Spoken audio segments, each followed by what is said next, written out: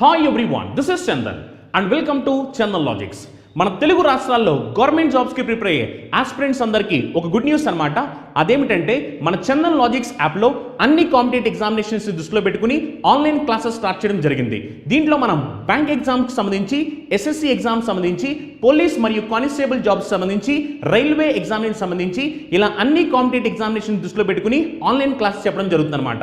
దీంట్లో మనం ప్రతి సబ్జెక్ట్ని చాలా క్లియర్గా డీటెయిల్గా డిస్కస్ చేయడం జరిగింది. అంటే సింపుల్గా మాట్లాడంటే రీసెంట్ ట్రెండ్కి తగ్గట్టు ఎలాంటి ప్యాటర్న్ ఆఫ్ క్వశ్చన్స్ వస్తున్నాయి, వాటిని మనం పక్కన వాళ్ళకన్నా యూనిక్గా స్మార్ట్గా ఎలా సాల్వ్ చేయాలి అనే దాన్ని ఫోకస్ చేస్తూ ప్రతి సబ్జెక్ట్ని చాలా క్లియర్గా డీటెయిల్గా డిస్కస్ చేయడం జరిగిందనమాట. సో మీలో ఎవరైనా ఇంట్రెస్టెడ్ క్యాండిడేట్స్ ఉంటే కనుక గూగుల్ ప్లే స్టోర్లోకి వెళ్ళి చందన్ లాజిక్స్ అని మన యాప్ ఉంటుంది, మన యాప్ని డౌన్లోడ్ చేసి మీరు కావాలనుకుంటే డెమో వీడియోస్ చూడొచ్చు. లేదు మీకు ఇంకేమైనా డౌట్స్ ఉన్నట్లయితే కనుక ఈ నెంబర్కి కాల్ చేస్తే వాళ్ళు మీకు కంప్లీట్ డీటెయిల్స్ చెప్తారు. Thank you, all the best. Hi everyone, welcome back to Chandan logics. ఈరోజు మనం 8 మార్చ్ కరెంట్ అఫైర్స్ డిస్కస్ చేయబోతున్నాము. And let us begin our session with descriptive concepts. And even మీకు కరెంట్ అఫైర్ యొక్క PDFs download చేసుకోవాలి అన్నా కూడా just మీకు link అనేది డిస్క్రిప్షన్లో ప్రొవైడ్ చేస్తున్నాము. ఆ లింక్ పైన క్లిక్ చేసి you can join through Telegram channel and me current affairs సంబంధించిన ఏమైనా ఫ్రీ పీడిఎఫ్స్ మీరు ఈజీగా డౌన్లోడ్ చేసుకునే అవైలబిలిటీ అనేది ప్రొవైడ్ చేస్తున్నాం. Is it clear? And now మనం సెషన్ బిగిన్ చేసినట్లయితే let us first discuss the concepts under international current affairs. మరి ఇంటర్నేషనల్ కరెంట్ అఫైర్లో ఈరోజు యాక్చువల్ కరెంట్ అఫైర్లో ఉంది ఏంటంటే మనకి bilateral, that is maritime exercise అనమాట. బైలాటరల్ అన్నాం కాబట్టి ఇక్కడ 2 కంట్రీస్ ఇన్వాల్వ్ అయ్యాయి. ఆ 2 కంట్రీస్ ఏంటి అంటే ఇండియా ఇంకా శ్రీలంక. సో ఇక్కడ మీరు ఓవరాల్గా ఫోకస్ చేయాల్సిన ఏరియా ఏంటి అంటే ఫస్ట్ మీరు చూడాల్సింది ఎక్సర్సైజ్ యొక్క టైటిల్ అనమాట. ఏంటది? స్లిన్ ఎక్స్ ఎక్సర్సైజ్ ఆఫ్ 2022 అన్నాం. స్లిన్ ఎక్స్ అన్నాం. ఫస్ట్ యాక్చువల్గా మీరు ఫస్ట్ ఈ వర్డ్ని డివైడ్ చేసుకోండి, you will become to know easy. మీకు ఈజీగా అర్థమవుతుంది. SL Sri Lanka India exercise of 2022. ఇదేంటంటే బైలాటరల్ మ్యారిటైమ్ ఎక్సర్సైజ్ అనమాట. 2 కంట్రీస్ 2 నేవీస్ మధ్యలో ఇండియా ఇంకా శ్రీలంక మధ్యలో కండక్ట్ చేసే ఈ యొక్క పర్టికులర్ ఎక్సర్సైజ్నే దట్ ఈస్ స్లినెక్స్ ఎక్సర్సైజ్ అంటున్నాం. 2022 రిప్రజెంట్ చేసేది 9th ఎడిషన్ అనమాట. ఎన్నో edition? 9th edition. And then ప్రీవియస్గా మనకి ఇది యాక్చువల్గా ఇలాంటి ఒక ఎక్సర్సైజ్ అంటే ఈ పర్టికులర్ స్లిన్ ఎక్సర్సైజ్ అనేది 2020లో ప్లేస్ చేసుకుంది. ప్రీవియస్గా ఎక్కడ అంటది త్రినాంకామలలో. కానీ ఇప్పుడు ఏంటంటే విశాఖపట్నంలో ఈ పర్టికులర్ ఎక్సర్సైజ్ అనేది కండక్ట్ చేస్తున్నారు. మరి ఇది ఎప్పుడు స్కెడ్యూల్ చేశారు? 2 కంట్రీస్ మధ్యలో అన్నాం కదా, శ్రీలంక ఇంకా ఇండియా. అండ్ దెన్ ఆబ్జెక్టివ్ ఏంటి ఎక్సర్సైజ్ కండక్ట్ చేయడానికి? ఇది ఎన్ని ఫేసెస్లో కండక్ట్ చేస్తున్నారో ఇప్పుడు మనం డిస్కస్ చేయబోతున్నాం. యాక్చువల్గా ఇది 2 ఫేసెస్లో కండక్ట్ చేస్తున్నారు, హార్బర్ ఫేస్ ఇంకా సీ ఫేస్ అనమాట. దెన్ మరి ఎప్పుడు స్కెడ్యూల్ చేశారు అంటే మార్చ్ 7th నుంచి మార్చ్ 10th వరకు ఈ యొక్క పర్టికులర్ ఎక్సర్సైజ్ని స్కెడ్యూల్ చేయడం జరిగింది. ఏ నావీస్ మధ్యలో? ఇండియన్ నావీ ఇంకా శ్రీలంకన్ నావీ మధ్యలో. ఎక్కడ అది జరగబోతుంది అంటే విశాఖపట్నంలో అనమాట. సో ఇక్కడ హార్బర్ ఫేస్ ఇంకా సీ ఫేస్ అన్నాం కదా, 2 ఫేసెస్లో కండక్ట్ చేస్తున్నారు కదా. ఫస్ట్ హార్బర్ ఫేస్ ఏంటంటే 7th ఇంకా 8th రోజున కండక్ట్ చేస్తున్నారు. సీ ఫేస్కి వచ్చేసరికి 9th ఇంకా 10th అనమాట. మరి హార్బర్ ఫేస్ ఏమో విశాఖపట్నంలో అండ్ సీ ఫేస్ ఏ రీజియన్లో అంటే మనకి బే ఆఫ్ బెంగాల్ రీజియన్లో ఈ ఎక్సర్సైజ్ని కండక్ట్ చేయబోతున్నారు. ప్రస్తుతం జరుగుతుంది ఏంటంటే హార్బర్ ఫేస్ అనమాట. మళ్ళీ ఇంకా మనకి లైక్ 9th and 10th రోజున సీ ఫేస్ అనేది కండక్ట్ చేస్తున్నారు. అండ్ దెన్ యాక్చువల్గా అక్టోబర్లో చెప్పాను కదా ప్రీవియస్గా ఈ యొక్క ఎక్సర్సైజ్ అనేది కండక్ట్ చేశారు. మరి ఇక్కడ స్లినెక్స్ అన్నాం, శ్రీలంక ఇండియా అన్నాం కదా. ఇక్కడ ఫస్ట్ మీకు ఆబ్జెక్టివ్ తెలియాలి. ఎందుకోసం అంటే మెయిన్గా ఆబ్జెక్టివ్ వచ్చేసి టు ఇంక్రీజ్ మ్యూచువల్ అండర్స్టాండింగ్ అవనివ్వండి, ఇంటర్ఆపరబిలిటీ అవనివ్వండి, బెస్ట్ ప్రొసీజర్స్ ఇంకా ప్రాక్టీసెస్ని షేర్ చేసుకోవడానికి ఇలాంటి ఎక్సర్సైజ్ని కంట్రీస్ మధ్యలో కండక్ట్ చేస్తుంటారు. ఇదొక మ్యారిటైమ్ ఎక్సర్సైజ్ అని కూడా మనం డిస్కస్ చేసాం, రైట్? అండ్ దెన్ నెక్స్ట్ కాన్సెప్ట్కి వెళ్ళినట్లయితే అపార్ట్ ఫ్రమ్ కాన్సెప్ట్ అంటే మనకి కరెంట్ అఫైర్ కాకుండా ఇన్ డీటెయిల్గా మీరు తెలుసుకోవాలి అనుకుంటే ఇండియా ఇంకా శ్రీలంక మధ్యలో ఎలాంటి టైస్ అనేవి ఉన్నాయి, అసలు ఎప్పుడు రిలేషన్ స్టార్ట్ అయింది, ఇండియా ఇంకా శ్రీలంక ఏ ఇంటర్నేషనల్ బౌండరీ లైక్ మనకు కొన్ని లైన్స్ ఉంటాయి కదా ఇంటర్నేషనల్ బౌండరీస్ ఏవైనా షేర్ చేసుకుంటున్నాయో, వేటితో సపరేట్ అయ్యా ఇండియా ఇంకా శ్రీలంక అంటే Pak straight and Gulf of Mannar ద్వారా ఈ యొక్క సపరేషన్ అనేది జరిగింది. ఏంటది? Sri Lanka and India. మరి ఈ ఐలాండ్ నేషన్కి ఇండియాకి ఎప్పటి నుండి టైస్ ఏర్పడ్డాయి అంటే లైక్ ఎప్పటి నుంచి ఈ యొక్క ఫ్రెండ్షిప్ అనేది స్టార్ట్ అయింది? అండ్ దెన్ ఈవెన్ అంటే ప్రతి రీజియన్లో చూసుకోవాలి మీరు ఎకనామికల్గా ఏ విధంగా ఉన్నాయి బాండ్స్ అనేవి, అగ్రికల్చర్ సెక్టార్లో ఎలా ఉంది, ఎక్స్పోర్ట్ ఇంపోర్ట్ అంటే ట్రేడ్లో ఎలా ఉంది, is it clear? And economic క్రైసిస్లో ఇండియా ఏదైనా హెల్ప్ చేసిన శ్రీలంకకి లేదా శ్రీలంక హెల్పింగ్ హ్యాండ్ లాగా ఉందా ఇండియాకి, ఇలా ఏంటంటే మీరు ఏవైనా హై లెవెల్ ఎగ్జామ్స్ ప్రిపేర్ అవుతున్నారు అనుకుంటే బియాండ్ ద కాన్సెప్ట్ కూడా మీరు తెలుసుకోవచ్చు అనమాట. ఒకవేళ మీకు ఐడియా లేకపోయింటే జస్ట్ ఒక ఓవర్వ్యూ కోసం డిఫైన్ చేస్తున్నాను. బట్ మ్యాక్సిమం ఏంటంటే మీరు ఇక్కడున్న కాన్సెప్ట్ ఏదైతే ఉందో పర్ఫెక్ట్గా, సపోజ్ ఇప్పుడు మనం ఒక స్లినెక్స్ ఎక్సర్సైజ్ అనేది డిస్కస్ చేసాం. ఈ స్లినెక్స్ ఎక్సర్సైజ్ అనేది ఏంటి మనకి యాక్చువల్గా శ్రీలంక ఇండియా ఎక్సర్సైజ్. మనకు ఒక వర్డ్లో తెలిస్తే హోల్ కాన్సెప్ట్ అర్థమవుతుంది. ఇలా నీట్గా ప్రిపేర్ అవ్వండి. శ్రీలంక ఇండియా ఎక్సర్సైజ్ అనేది ఒక బైలాటరల్ మ్యారిటైమ్ ఎక్సర్సైజ్ 2 navies మధ్యలో జరుగుతుంది. ఇందులో 2 phases ఉంటాయి, harbour phase, sea phase. Harbour phase అనేది ఈ రోజున షెడ్యూల్ చేశారు 7th and 8th రోజున, సీ ఫేస్ అనేది 9th and 10th రోజున, అండ్ హార్బర్ ఫేస్ విశాఖపట్నంలో, సీ ఫేస్ బే ఆఫ్ బెంగాల్లో. ఇలా ఒక నీట్గా నోట్స్ తీసుకోవడానికి ట్రై చేయండి క్లాస్ చెప్తున్నప్పుడు. ఈ యొక్క ప్రొసీజర్ని హ్యాబిచువేట్ చేసుకోండి. So that will be helpful for you in your preparation. And then next concept మనకి స్టేట్ న్యూస్లోకి వెళ్ళినట్లయితే యాక్చువల్గా Nari Shakti of north east అనేది కరెంట్ అఫైర్లో ఉంది. నారీ శక్తి అన్నాం అంటే స్త్రీ యొక్క శక్తికి సంబంధించింది. ఏంటంటే యాక్చువల్గా ఈ నార్త్ ఈస్ట్ ఇండియా ఏదైతే ఉందో మనకి పర్టికులర్గా ఇండియాలో ఉన్న నార్త్ ఈస్ట్ రీజియన్ ఉంటుంది కదా, మీకు ఒకవేళ ఐడియా లేకపోయింటే ఫస్ట్ మీరు మ్యాప్ ఓపెన్ చేయండి. ఇప్పటికే మ్యాప్ ఓపెన్ చేసి నార్త్ ఈస్ట్ ఇండియాలో ఉన్న స్టేట్స్ ఏవో జస్ట్ కన్సిడర్ చేయండి. నార్త్ ఈస్ట్ తెలుసు కదా, అస్సాం ఇవన్నీ ఉంటాయి కదా. సో ఆ రీజియన్ ఏదైతే ఉందో సిక్కిం, ఆ రీజియన్ని మనం నార్త్ ఈస్ట్ రీజియన్ అంటాం. సో అక్కడ నార్త్ ఈస్ట్ ఇండియా ఏదైతే ఉందో పర్టికులర్గా ఈ రీజియన్లో కండక్ట్ చేయబోతున్న ఒక week long క్యాంపెయినే Nari Shakti of north east అనే క్యాంపెయిన్ అనమాట. మరి ఎందులో భాగంగా అంటే ఇంటర్నేషనల్ ఉమెన్స్ డే ఒకేషన్ ఏదైతే ఉందో ఈ ఒకేషన్లో భాగంగా ఈ వీక్ లాంగ్ క్యాంపెయిన్ని నార్త్ ఈస్ట్ రీజియన్లో కండక్ట్ చేయబోతున్నారు. మరి ఇందులో ఏ మినిస్ట్రీ ఇన్వాల్వ్ అయింది అండ్ అదర్ ఏవైనా ఒకేషన్స్ ఉన్నాయా అంటే ఎస్, యాక్చువల్గా ఇందులో ఇన్వాల్వ్ అయిన మినిస్ట్రీ వచ్చేసి ministry of development of north eastern region అనమాట. As a part of what, as a part of 75 years of independence.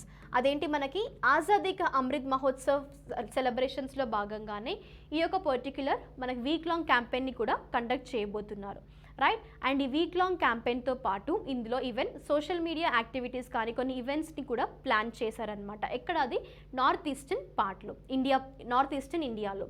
And ఈ యొక్క పర్టికులర్ నారీ శక్తి వీక్ అన్నారు, అర్థమైంది కదా, ఇది వీక్ లాంగ్ క్యాంపెయిన్ కాబట్టి. అసలు ఆబ్జెక్టివ్ ఏంటి, ఎందుకు ఇది కండక్ట్ చేస్తున్నారు? ఓకే, ఇంటర్నేషనల్ ఉమెన్స్ డే అన్నారు, ఫైన్. దాని తర్వాత ఏమన్నారు, ఆజాదీ కా అమృత్ మహోత్సవ్ అన్నారు మ్యామ్, ఇట్ ఈస్ స్కూల్. కానీ అసలు ఎందుకోసం, మెయిన్ ఆబ్జెక్టివ్ ఏంటో అర్థం అవ్వాలి కదా.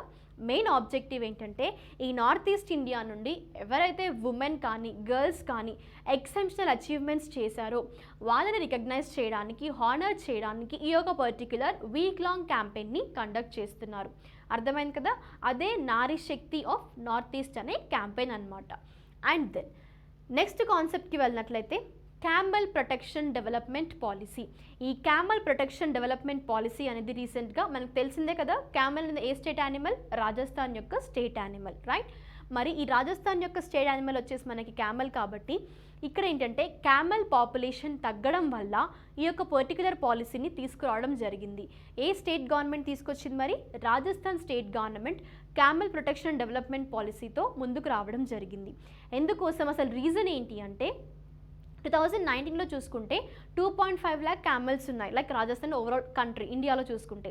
కానీ 2012 నుండి ఇప్పటి వరకు చూసుకున్నట్లయితే డిక్రీజింగ్లో చాలా రెడ్యూస్ అయ్యాయి. నియర్లీ 1.5 lakh రిడక్షన్ అనేది జరిగిందనమాట క్యామెల్ పాపులేషన్లో. అందుకోసమే అంటే ఈవెన్ ఇప్పుడు ప్రజెంట్గా చూసుకుంటే సినారియో ప్రకారం 2019 ప్రకారం అయితే 2.5 lakh క్యామెల్ పాపులేషన్ ఉండింది, అంటే ఆ యొక్క సర్వే డేటా ప్రకారం. కానీ ప్రస్తుతం చూసుకుంటే లైక్ గవర్నమెంట్ యొక్క ఫిగర్స్ని బట్టి, రాజస్థాన్ గవర్నమెంట్ తెలిసిన దాన్ని బట్టి డేటా ఇచ్చిన ప్రకారం ఏంటి అంటే లెస్ దాన్ 2 lakh క్యామెల్స్ అనేవి ఉన్నాయన్నమాట.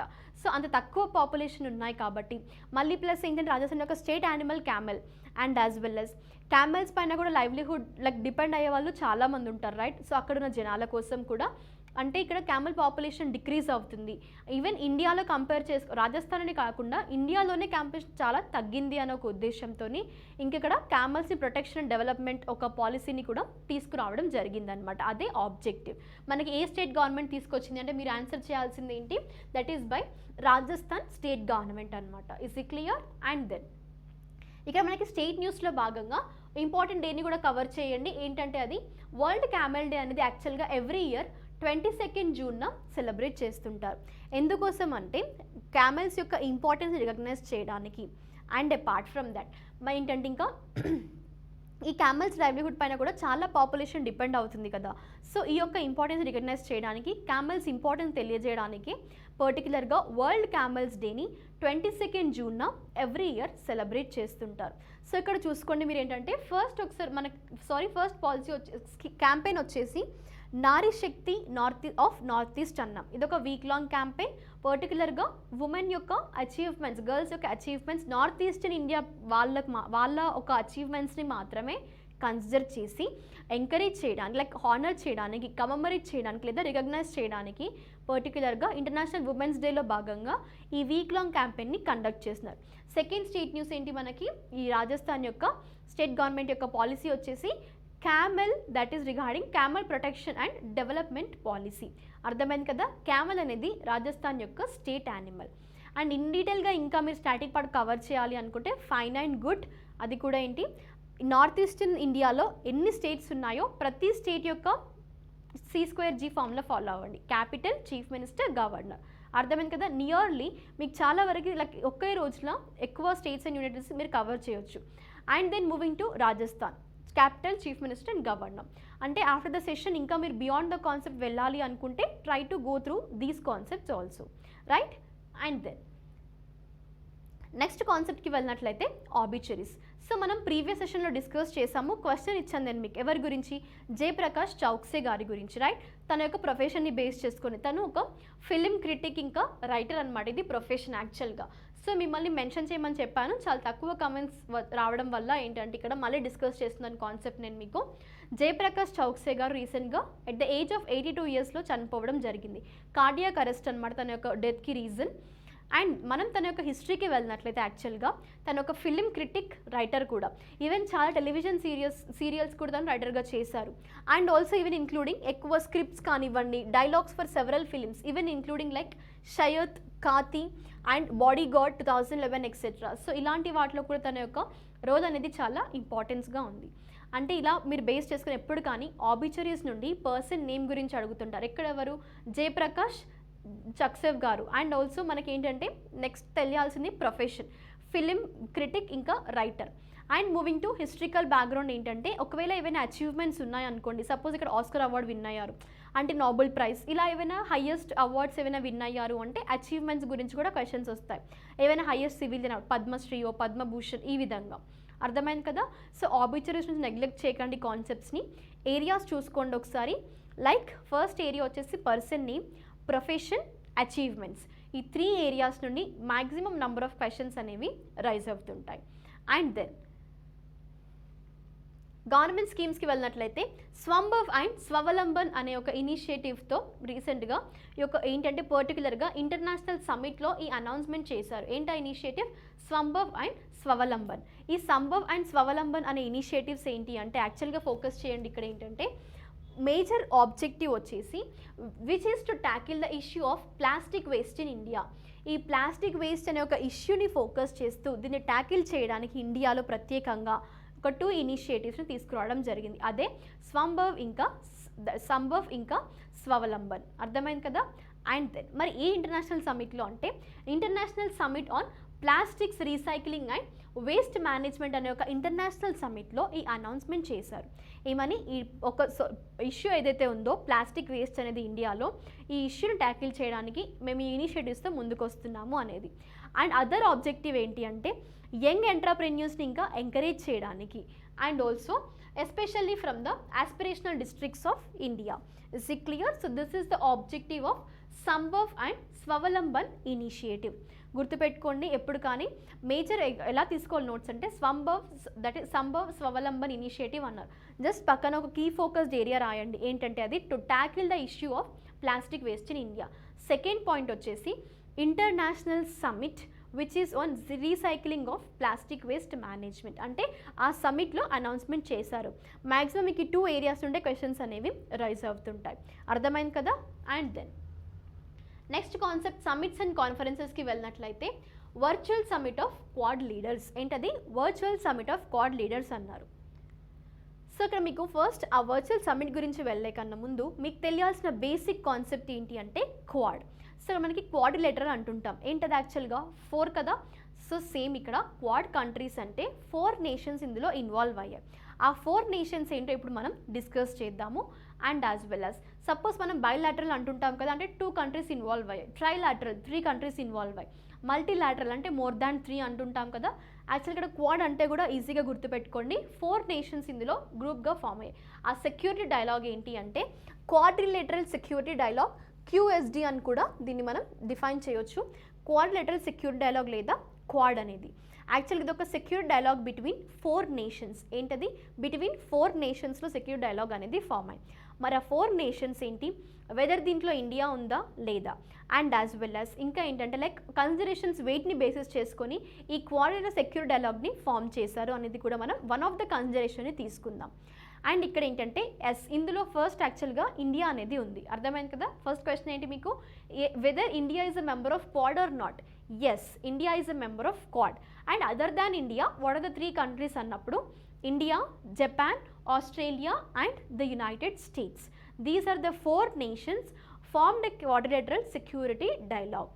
Is it clear? అండ్ దాని తర్వాత మేజర్ కామన్ కన్సిడరేషన్ ఏంటి అంటే as a response to the increased Chinese economic and military power అనమాట. This is one of the main consideration to form Quad group.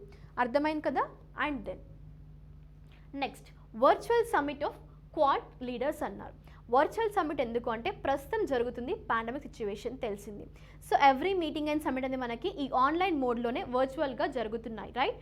So in the same way ఈ virtual like Quad యొక్క summit కూడా వర్చువల్గానే జరిగింది రీసెంట్గా. Previous యాక్చువల్గా మరి ఈ యొక్క ప్రస్తుతం జరిగిన సమ్మిట్ ఏదైతే ఉందో దాంట్లో ఎలాంటి డిస్కషన్స్ చేశారు, అసలు వేటి గురించి ఫోకస్ చేశారు ఇప్పుడు మనం డిస్కస్ చేద్దాం. క్వాడ్ అంటే అర్థమైంది కదా, 4 నేషన్స్, అవి కూడా మేజర్ కన్సిడరేషన్ చైనీస్ యొక్క ఎకనామిక్ పవర్స్, మిలిటరీ పవర్స్ అనేవి ఇంక్రీజ్ అవుతున్నాయి కాబట్టి ఈ యొక్క పర్టికులర్ క్వాడ్ని ఫామ్ చేశాయి 4 నేషన్స్ అనేవి. అండ్ ఇక్కడ ఏంటంటే ఈ యొక్క పర్టికులర్ క్వాడ్ రీసెంట్గా జరిగిన సమ్మిట్లో ఏం డిస్కషన్స్ అంటే లీడర్స్ అనేవాళ్ళు అంటే ఈ 4 నేషన్స్ ఉన్నారు కదా, 4 నేషన్స్ ప్రైమ్ మినిస్టర్స్ ఇందులో పార్టిసిపేట్ చేశారు. సో ఇక్కడ ఏంటంటే పర్టికులర్గా లీడర్స్ రివ్యూ చేసింది కూడా progress and quad initiatives recent, that is initiatives since 2021 quad summits. Is it clear? అంటే ప్రీవియస్గా ఉన్న క్వాడ్ సమిట్లో ఎలాంటి యొక్క లైక్ ఈ క్వాడ్ ఇనిషియేటివ్స్ అనేవి ఉన్నాయి అంటే వాటి ప్రోగ్రెస్ ఏ విధంగా ఉంది, అవి మనం అచీవ్ చేసామా లేదా. ప్రీవియస్గా కొన్ని discuss, suppose example climate change పైన వాళ్ళకు టార్గెట్ పెట్టుకున్నారు ఈ 4 క్వాడ్ నేషన్స్, అవి రీచ్ అయ్యామా లేదా, అలా ఒక ప్రోగ్రెస్ని చూసుకుంటున్నారు. అంటే ప్రీవియస్ సమిట్లో ఏవైతే డిస్కషన్స్ చేసామో ఆ ప్రోగ్రెస్ ఎక్కడి వరకు వచ్చింది అనేది ఫస్ట్ డిస్కషన్. దాని తర్వాత ఏంటంటే leaders agreed on accelerating on the cooperation. అంటే ఈ యొక్క యాక్చువల్గా ఈ కంట్రీస్ మధ్యలో కోఆపరేషన్ అనేది ఏ విధంగా ఉంది, పర్టికులర్గా ఫోకస్ చేసేది concrete outcomes by the summit in Japan అనమాట. And even they have discuss the developments in Ukraine. ప్రస్తుతం జరుగుతున్న క్రైసిస్ తెలిసిందే కదా మనకి, యుక్రెయిన్ క్రైసిస్లో అండ్ యుక్రెయిన్లో జరుగుతున్న టెన్షన్స్, యుక్రెయిన్ ఇంకా రష్యా మధ్య టెన్షన్స్ గురించి కూడా. And as well as which is including the humanitarian implications. So ఈ overall these are the discussions అనమాట. ఎప్పుడు కానీ గుర్తుపెట్టుకోండి, ఏవైనా సమ్మిట్స్ కానివ్వండి మేజర్గా ఎక్సైజ్కి వెళ్తుంటాం కదా, like maritime exercise, military exercise అంటుంటాం కదా. ఇలాంటి ఎక్సైజ్ ఎందుకు కండక్ట్ చేస్తారు అంటే సపోజ్ ఇప్పుడు ఒక లైవ్ ఎగ్జాంపుల్ తీసుకోండి, లైక్ 2 of your ఫ్రెండ్స్ ఉన్నారు, మీరు ఒకవేళ మీరు ఇలా ఒక డిస్కషన్ కండక్ట్ చేస్తున్నాం, మనం ఏంటంటే అక్కడ టర్మినాలజీ బేస్డ్ అనేది ఎక్సైజ్గా యూస్ చేస్తుంటాము. అండ్ జనరల్ వేరే చూసుకుంటే మనం ఒక డిస్కషన్ లాగా మనం ఒకసారి మీట్ అవుతుంటాం కదా ఫ్రెండ్స్, మీట్ అయినప్పుడు తన ప్రిపరేషన్ ఏ విధంగా ఉంది, తను ఎలాంటివి ఫాలో అవుతున్నారు, సో మీరు ఎలాంటివి ఫాలో అవుతున్నారు అప్పుడు డిస్కస్ చేసుకుంటారు కదా. అంటే ఒకవేళ అందులో ట్రిక్స్ ఏమైనా ఫాలో అవుతున్నారు, టిప్స్ ఈ విధంగా ఫాలో అవుతున్నాం, sudden so and so excess sources like resources అనేవి మేము యూజ్ చేసుకుంటున్నాం అని డిస్కషన్ చేసిన మీకు ఏమర్థం అవుతుంది, okay this is the best way అని మీకు బెస్ట్ అనిపించింది అంటే మీకు లైక్ మీ ఫ్రెండ్ ఫాలో అవుతుంటారు, మీరు నచ్చినవి మీరు తీసుకుంటారు. అదేవిధంగా ఈ మిలిటరీ మ్యారిటైమ్ ఎక్సైజ్లో కానివ్వండి, సమిట్స్లో కూడా ఏంటంటే మ్యాక్సిమం ఇలాంటివి కొన్ని షేర్ చేసుకుంటారు. అంటే కంట్రీస్ మధ్యలో కొన్ని ఏంటంటే లైక్ అదర్ ఐడియాస్ కానీ లైక్ అడ్వాన్స్మెంట్స్ టెక్నాలజీ బేస్ చేసుకొని ఈ విధంగా డిస్కషన్స్ అనేది చేస్తుంటారు. కొన్నిసార్లు ఏంటంటే ఎకనామిక్ క్రైసిస్ గురించి మ్యాక్సిమం ఇలా సమిట్స్ జరుగుతుంటాయి. అదే మిలిటరీ నావల్ ఎక్సైజ్లో ఏంటంటే వాళ్ళు ఎలాంటి డిఫరెంట్ లైక్ ఏంటంటే కొన్ని ప్రాక్టీసెస్ని ఫాలో అవుతున్నారు, ఏవైనా ఐడియాలజీస్ వాళ్ళకు ఉన్నాయా, అండ్ అంటే ఇంకా ప్రొసీజర్స్ ఏదైనా వేరే రకంగా ఫాలో అవుతున్నారు, ఒకవేళ ఎనిమీ వచ్చినప్పుడు ఏ విధంగా ట్యాకిల్ చేయాలి, ఎలాంటి వెపన్స్ యూజ్ చేస్తున్నారు, రైట్? సో ఇలా ఏంటంటే వాళ్ళ యొక్క బెస్ట్ ప్రాక్టీసెస్ని, ఇంట్రాపరబిలిటీని షేర్ చేసుకోవడానికి ఎక్సర్సైజెస్ కండక్ట్ చేస్తుంటారు. అర్థమైంది కదా, ఒక బేసిక్ ఐడియా అనమాట మీకు. బికాస్ ఇలా ఏంటంటే కొన్నిసార్లు మీకు అసలు ఐడియా లేకపోతే కూడా ఆ ఎక్సర్సైజ్ హోల్ కాన్సెప్ట్ నేను ఎక్స్ప్లెయిన్ చేసినా కూడా అర్థం అవ్వదు. బేసిక్స్ అనేది ఫస్ట్ మీరు లైక్ స్ట్రాంగర్గా ప్రిపేర్ చేసుకొని ఉండండి. అర్థమైంది కదా. సో ఇక్కడ ఏంటంటే మనకి క్వాడ్ సమిట్ అనేది వర్చువల్ ఫార్మాట్లో జరిగింది. ఈ వర్చువల్ ఫార్మాట్లో ఈవెన్ మీరు ఇంకా ఇన్డెప్త్గా వెళ్ళాలి అనుకుంటే జస్ట్ ఒకసారి క్లాస్ అయిన తర్వాత క్వాడ్ సమిట్ గురించి నేను స్టాటిక్ పార్ట్ డిస్కస్ చేశాను కదా already, and also dynamic part కూడా ఫినిష్ అయ్యాను. ఇంకా డీటెయిల్గా మీకు డైనమిక్ పార్ట్ తెలియాలి అనుకుంటే మన ఇండియా నుంచి రిప్రజెంటేటివ్ ఎవరు యాక్చువల్గా అండ్ ఆ పర్సన్ ఎలాంటి స్టేట్మెంట్స్ పైన డిస్కషన్ చేశారో కూడా ఇనీషియల్గా నోట్స్ అనేది తీసుకోండి if possible and if you are interested more. Is it clear? No issues. And దీంతో మన సెషన్ ఎండింగ్కి వచ్చాము. And before going to end, యాక్చువల్గా మీ ప్రిపేర్ అవుతున్న ఆస్పిరెంట్స్లో కూడా చాలా వరకు లైక్ ఫీమేల్ కేటగిరీ ఉండొచ్చు. And even male and female అనే ఒక జెండర్ ఇన్ఈక్వాలిటీ లేకుండా you have to come up with your own power. Is it clear? So as a part of International Women's Day on March 8th, we wish you all a happy International Women's Day. And దీంతో మన session ఎండింగ్కి వచ్చింది. So everyone try to mention your answers. And even మీకు ఒకవేళ descriptive కాన్సెప్ట్స్లో ఎలాంటి doubts ఉన్నా కూడా mention చేయండి, no issues. And even previous సెషన్స్లో కూడా ఒకవేళ మీకు ఏమైనా డౌట్స్ ఉన్నాయి, ఆ రోజున మెన్షన్ చేయలేకపోయారు అంటే మీరు జస్ట్ నోట్ చేసుకొని నెక్స్ట్ సెషన్లో అయినా మీరు డేట్ మెన్షన్ చేసి మీ డౌట్ని క్లియర్గా మెన్షన్ చేస్తే సరిపోతుంది. Will be coming up with your doubt in the next session. అర్థమైంది కదా ప్రొసీజర్ మీకు? Thank you everyone. Will be meeting in our next session. Until then, stay tuned, stay safe and stay home.